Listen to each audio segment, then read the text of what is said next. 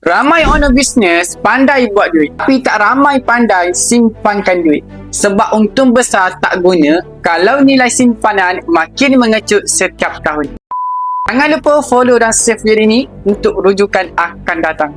Kita sibuk kerja sale, closing, marketing, tapi jarang kita cek duit yang kita park dalam bank tu nilainya makin menurun. Hari ini boleh beli stok 100 unit, tahun depan cuma mampu beli 80 unit. Itulah inflasi yang diam-diam makan margin kita.